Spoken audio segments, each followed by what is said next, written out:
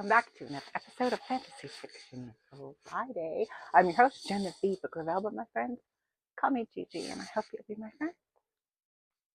So, we are reading The Ladies of the Lily. Now, what is The Ladies of the Lily? It is an anthology of short stories that follow a colony of fae as they descend from a utopian society into a dystopian society. It is a sister or a compilation book to my debut novel, Nature of Forces, which is a supernatural apocalyptic dystopian story, and there are Easter eggs, but they both do read as standalones. Today we are going to be reading the story of Q. And just a fun fact, now all of these stories do take some historical muse into account for them. For the story of Q, I big surprise, I used to work as a barista for many, many years, and this was before social media had really taken off. And some anonymous people would always come in and they would leave like these leaflets in the bathroom. And I lived in a very small town, and they would just like spill out all of like the rumors and the gossip that were going on around town in these anonymous leaflets that were printed on bright pink paper in the bathroom. And that's actually what the muse was for this story of Q. The Rule of Bernard III, The Tale of Q.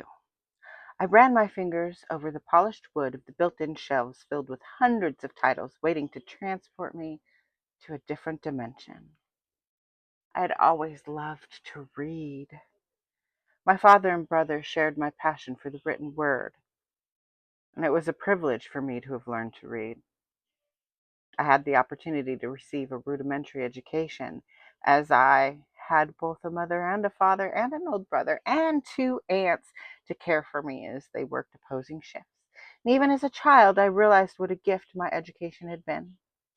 Several of my friends had been sent to the fields or to apprentice for their mothers in the laundry or as a seamstress.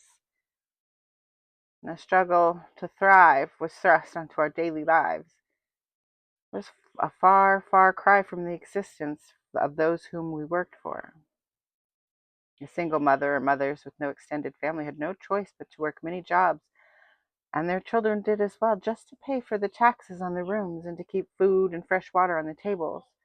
Many of my friends went to bed dirty and hungry, only to wake the next day and start work at dawn as the artificial rains fell. Still dirty and hungry was a plague that affected mothers more so than the rest. Now, as a child, I spent my playtime with my friends, my neighbors. I loved spending my free time teaching them to read. Using the very lessons I'd been given earlier in the day, my thoughts turned from memories of my youth to the bound pages that my father and brother had spent their lives collecting. Most had been discarded by those of the upper branches. Most that had been penned well before my birth. My fingers ran over the spine, searching for something for the night's escape. What title should I immerse myself in? I had read them all. Now perhaps I should choose Lillian, a romance about Lillian and Louise, who had a sweet romance, young but not too young. They'd grown as neighbors, not friends, or even friendly. In fact, they had not been kind at all until they were the age to enter the workplace with the great responsibilities that had been placed on them. Both marriage and family had been discouraged by her father, as he refused to see his only daughter as a woman who would never let her join another family. And as fates would have it, they did fall in love, choosing to keep it a secret. Something sacred between them only, until she found herself with child. So they conjured a plan to run away that night when a storm hit.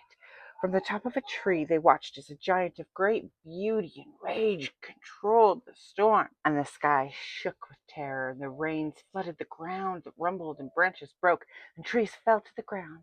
As the sky glowed with the light of fire, and the air filled with ash, as the volcanic top of the dark mountain blew, ghostly images of bulls swept the darkened sky, their electric form reflected in the ash, and sent all creatures, large and small, to seek shelter or die.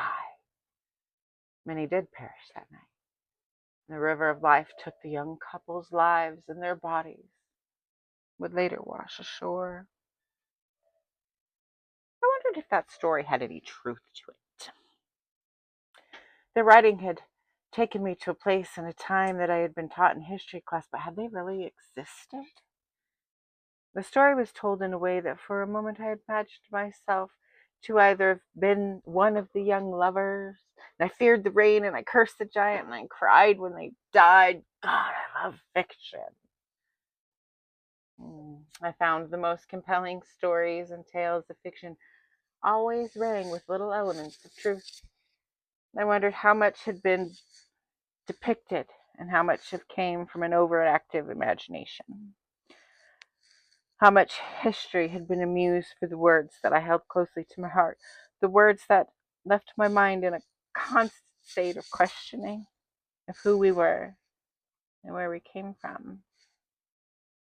Through the fairy tales, I carried on memories of the Fae who once were Fae young as 5, who learned to mine the shores of gold. They had machinery and boats and huge nets on cranes and winches, and they hauled heavy golden nuggets on wagons to the great oak, consistently flanked by the first army of the throne. Tucked between two larger brown books, I found one that was unfamiliar to me. With a tilt of my head, I pulled a leather-bound, untitled book from its place. It was green at one point. The color had faded and the edge worn with the passage of time. I flipped through it. The page threatened to stick together, and a musty scent wafted from within, and I wondered where it had come from. And my father was not yet home from work, leaving me with no one to ask. I crossed the room and plopped down on the overstuffed brown chair. I pulled my green burlap blanket over me and opened the book and began to read by firelight. The pages had yellowed and worn, some torn in places. The ink on the pages was hand-printed, loopy and lyrical in places. On other pages, the words were scratched with fury, and the ink had smeared in places, and water drops had left other words indiscernible, damage from what could have only been tears. Read like a diary. Given the condition of the script and how poorly it had been written, I conclude that it had been a diary, not a publication at all. Now, the printing press was a fairly new invention. Even still, publications of the time before the printing press had been hand-scripted. They were very clear and defined. These pages, they were difficult to understand. The grammar was appalling and more than a few words misspelled. I reread them several times to grasp the meaning. They had told of a time of desperation, a time after the storm, before the aviary that allowed us to thrive. I could feel the desperation emanate from the pages, and the final page read, "There are far too many of us, dear diary. Our success is bound to be our failure if we do not wake up and pay attention to what is really going on. There is a world out there beyond the great oak. Here is life out there beyond our own. There are forces out there we have no control over. Have you seen the clear walls going up? I believe they will block us from the river of life. Then where will we be with no clean water to drink? How will the plants grow for us to eat? Have you stopped to think, darling, of what will become of more than just you? What is to become of us? We are no different than the monkeys. Have you noticed the more there are, the more they fight and the more they fuck. They fight for resources. That's all they did, fight and fuck. And we're in the middle of a mass extinction event. Our resources are changing among us with no time to evolve. We can't keep up this change. We have to fight for resources. And we fuck. And we fight. And we fuck. And we're really not much smarter than that. Despite our civilized way of life, we are no more than they. One day, we will all be extinct. As I finished the final page, I held it to my chest and stared at the burning in the hearth, and the hearth warming the room. warming my soul. This was a diary, a woman unnamed, and it would become my most treasured possession. Perhaps I should try my hand at writing. I walked into the White Rose too, the Lower Branches coffee shop. I stood in the short line, waiting patiently to order my honey hibiscus tea. To fill my time and occupy my mind, I read the walls filled with propaganda. There had been a new decree posted, most likely that morning, as it wasn't there the day before. It read by royal decree. No man shall beat his wife with a stick larger than his thumb. Punishment of fines up to 20 hours of service to the crown. What? I thought, what had transpired to bring on this decree? It had to have been placating someone or something. It made my stomach curdle, and I found myself no longer wanting my tea. No man shall beat a woman. There is no punishment by death or dismemberment. It was just a fine if one used any foreign object larger than his thumb to keep a woman, his property, in her place. This affects us all, no matter station, wealth, or power. All males had been raised with the expectation to keep their women in line and oppress them, even if they didn't want to, even when it hurt them to do so. And we as women were to be merely baby-making machines and maids at the beck and call of the men in our lives, the apex predators that they had been raised to be. How must this affect their psyche? To be expected to cause bodily harm and pain on the ones you love?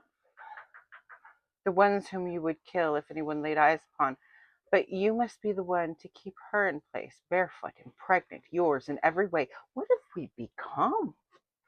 I questioned myself. Is this nature or social expectation? Societal expectation? We were taught that it is the former. I think we'd been taught wrong. Those thoughts, they swirled through my mind as I walked out of the coffee shop. The new law just kind of weighed heavily on my mind. Another in a long series that I had read on the walls of the cafes and commonplaces, writings that many of my people couldn't even read or understand. That would be no excuse. They were laws that were expected to be followed without question. Laws that made no sense to me. If I had known anything, though, it was that rumors flew as fast as the fabled wind, and the news would reach them in no time at all. I had a longing to be heard, to change the narrative. If only I could start rumors of my own, a conversation, an awakening. The pen in my cold hand, my bed comfortable beneath me, my feet pressed on the hard, cold floor, and a single sheet of crumpled paper that I had to smooth sat on top of a book. I didn't know where to begin. I was nervous. Why? I kept telling myself just to leave it all on the page. No one was going to read it anyhow. The hardwood floor was cool beneath me, and I flexed my toes to warm them. I took several breaks to stretch my hands high above my head, using the moment to find my words and the courage to write them down. I didn't know what I was going to do with it, I told myself. I'd burn it. The words of condemnation to the crown were only for me and no other eyes to see. But I had to write it. I had to get the words on the page, even if no one would ever read it. So I began with a poem. A bad poem, but a poem. And it read, The Apex Predator. At its peak, man reigns supreme, uncontested as Alpha the King. Given the choice eye to eye, toe to toe between two apex predators, man v. bee, as a woman, why would I not choose the lesser? I choose the bee. And I ask you, my king, who reigns supreme for today, what is your prey, the woman or the beast? I had once read of the fabled creature, larger than a giant, long and sleek, its black fur blended within the night in which it lurked, stalking its prey. Its low growl and eyes shone through the darkness. It would be the last of any who found themselves in its presence. A jaguar, they had called it. with a gnarled smile and claws that could rip the flesh of the largest, most powerful amongst the giants. An apex creature at the top of the food chain. At times I thought that we, as women of the Fae, would be safer in the presence of that large cat than the man in whom we serve. I ask myself, who is this top apex creature? The one striving to survive? Or the ones that are required by law to beat another into submission, so long as that it's with a stick no larger than his thumb? A crime that carries a punishment softer than the crime of a woman showing so much as her name. I signed it Q. I signed it with a single letter, not my name. Speaking against the crown was punishable by public hanging, after all. I knew fear. A letter no Fae could associate with me. Q. I didn't burn my words as I had intended. Rather, I made copies, using every sheet of paper I could find, 5 in total. I took my time on each, handcrafting each letter to be the exact size and font as the last, to resemble the publishings of old. It took me nearly 10 hours for going sleep and breakfast. So before work, I snuck into the commons with the papers hidden under my shirt, close to my heart. I placed them in the chamber room for only women. I hid them in the corners of the laundry. Where did I find the confidence? Perhaps I was hiding behind a letter rarely used by not signing my name. Maybe it was out of my anger and wanting for change and overwhelming desire to advocate for a better life for me and for the Fae of the great oak tree. I don't know. I could not say. Still, somehow, some way, I found the courage to publish the pamphlet on that day. It was the first, but it would not be last. Within the first day, I began to hear mutterings of what I had written. My words had brought out a willingness for the women to openly express their anger, if only amongst themselves, and the men, in response, defending themselves, saying women were stupid and crazy for listening to such slander and lies. To be honest, I assumed the pamphlets would be trashed before they got read. I imagined maybe a singular woman reading it to her friends, or a wife asking her husband to read it to her. However, it all spread. It did so quickly, and emotions rose with it. And I had done that. I had started a conversation, a meaningful conversation. My words were on the tips of everyone's tongues, and everyone wanted to know who Q was. Overnight, I had become anonymously famous. Now, I would be lying if I said I did not find all that chatter and exciting. My words were on everybody's lips, thinking and talking about what I had said and who was I, and nobody. I was nobody. Invisible to those I worked for, as well as in my community. I was but a poor young woman, not much more than a girl, and if they had known it was me, and I was Q, my words, they wouldn't have gone far.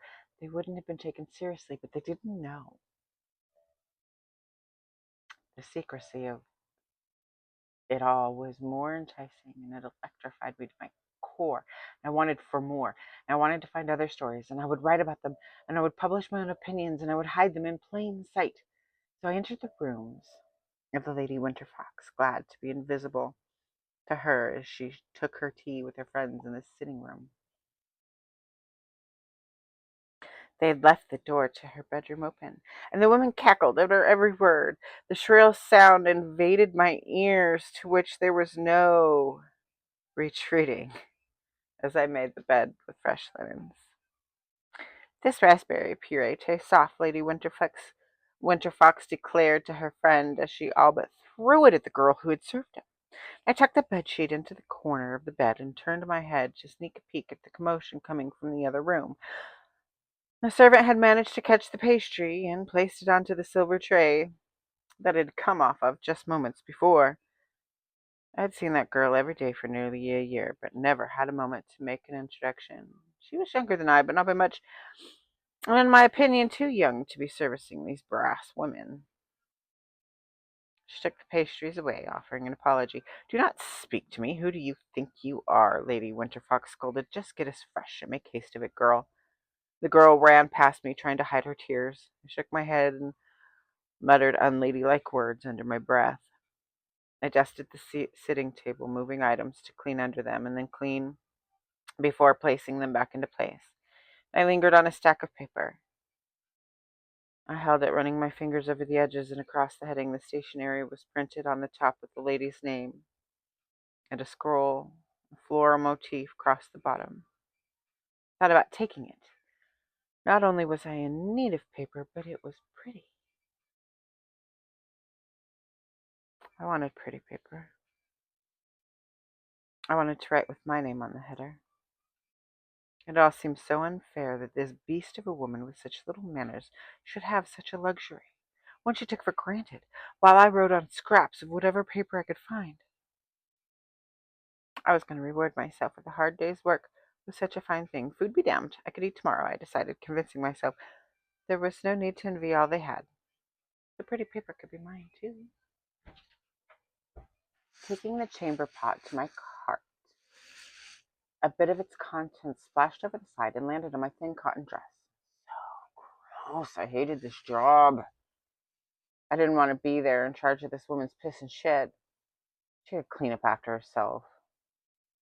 The never-ending feeling of resentment mixed with disgust filled me, and then Lady Winterfox and her outlandish friends walked past me. The oversized feather that stuck out of her hat brushed my face, and she turned to look at me as if I was in her way. Now, why should a hat take up half a room? "You smell," she snarled. "This is why we live longer than the savages," she said to her friends. "They can't even bathe themselves." Now, fighting a smirk of resentment off my face, I hung my head, inhaling a deep breath to find my center. "It's your piss on me. It's your cinch," I thought. But she had given me inspiration for my next article. Why did the elite live longer? It had been nearly an hour waiting in line to trade in my work voucher, and I still had not bathed. 10 pieces of paper, please, I ordered, grinning ear to ear. "Paper, child?" the shopkeeper asked me. His beard had begun to yellow.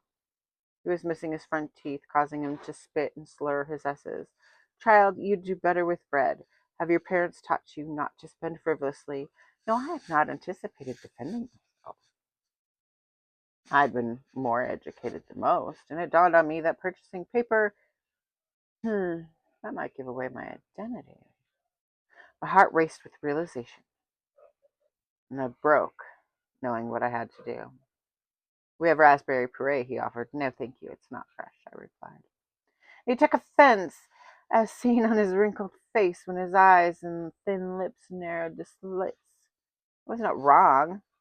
What if it had been served to winter cunts today was not fresh, then what available to us would surely be fermenting in its own mold. Perhaps that was the answer, our lack of access to fresh food and worse yet, medical care. So I ordered a loaf of bread and a bottle of mead. The following day, a few sheets of Lady Winterfox's paper came home with me. No, I had been no stranger to borrowing. However, this time it was different. I had no intention of returning what I had taken. I placed the pot on top of her paper and took a few sheets as I retrieved it. I subsequently threw some in the trash and dug through it later to retrieve it. Now anxiety ran through me with the thoughts that I would be caught and my identity would be made known.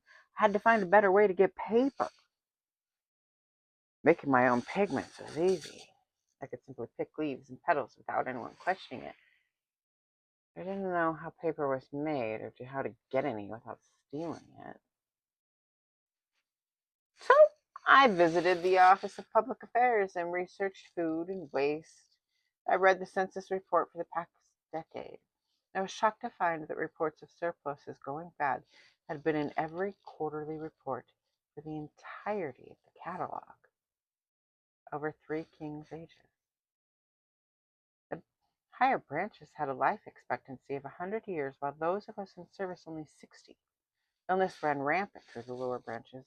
while the court and crown remain unscathed. So I wrote of the rotting food in the walls and the rations of what we had been fed, while the upper class was served only the freshest. Our food was poisoning us, and I used data from the census to back up my claim. I suggested that if we had produced less and demanded fresh standards of food and medicines available to us, that we could lessen the death gap. As with everything I wrote, I had hoped to open the conversation. I wanted us all to be angry. Our society, our colonies, had grown to 50,000, 30,000 of whom worked for the elite. We outnumbered them. If we could come together, we could demand lasting change, and maybe one day we could find equality. Now I cut off the header with Winter Fox's name and the footer with the pretty flowers. And as before, I painstakingly printed each letter the same as the last. 6 pamphlets in total this time. It had only been a month, and the talks of my first pamphlet still lingered in the halls and passed the mouths of the people in the Commons at times. I issued the second pamphlet the same as the first, hiding a few copies in the same locations. By nightfall again, my pseudonym was on the tips of everybody's tongues. I heard more than one argument with the shopkeeper about fresh food while I stood in line waiting to trade in my daily work vouchers for half a loaf of stale bread. I didn't let a smile cross my face. But my words, they seemed to divide us. The Fae argued with each other about it. Mutterings like included a few key phrases. If they had produced less, then they were paid less. Rotting food was better than no food. I needed to learn to keep my own feelings and emotions out of the pamphlets. If I had stuck to only truths, maybe that could bring us together. But that had proved to be hard. But nothing about this life had come easy. So I forced myself to try to understand what life was like for them, for the elite. No one denied the disparity between the classes, but many had accepted it. Some even blamed our own kind, as if the issues we faced were not systemic. They had been conditioned to believe that the way things were the only way things could be. Not wanting to be found out, but be a part of the conversation, I asked a man in line in front of me, "What's everyone talking about?" This shy demeanor and a quiet smile. "That Q says we're intentionally giving rotten food. Can you imagine speaking of the crown in such a manner? Disgraceful," he replied.